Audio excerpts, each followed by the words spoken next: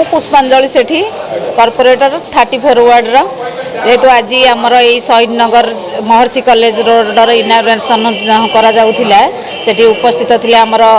माननीय सम्माननीय एमपी महोदय आमर एमएल अनंत नारायण जेना महोदय आम से कॉर्पोरेटर भाई मोर नंदिया भाई आठी उपस्थित थिलु आमर जी भी सरकार था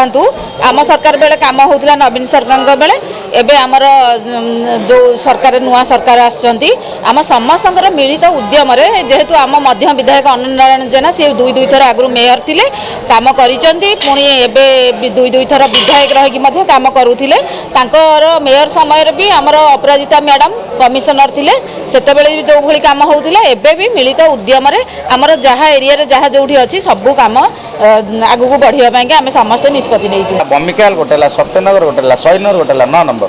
4टी वार्ड रो मेजर कनेक्टिंग रोड होछि महर्षि कॉलेज रोड। एठी बासिंदा माने बहुत हैरान होतले अतीत दिन रे आम सरकार नवीन बाबू सरकार गोटे बड़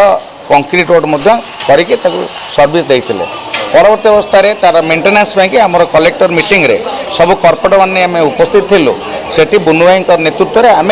स्थानीय बासिंदा माने जो दाबी थिला ताकू उपस्थापन करूँ R&B चीफ इंजीनियर को ऑर्डर दि जाता तुरंत या ये रास्ताटी कोटी ऊर्ध 134 लाख टका खर्च बर्तमान से उपस्थित रही आज मान्यवर MP महोदय एवं मान्यवर विधायक आमर बुनु भाई प्रिय विधायक एवं मोर प्रिय भौणी कॉर्पोरेटर आम पाखे अच्छा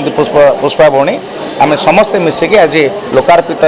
भाग नेलु एवं आशा करुचु R&B इंजीनियर माने आपको उचित मेन्टेनान्स करेंगे जमती बासिंदा मानकर कौन असुविधा हेनी स्थान स्थान देखा जाऊँगी पानी जमुची घर आगे पानी निष्कासन नहीं पारुनी रास्ता करे फेवर ब्लॉक पकईते गुड़ाए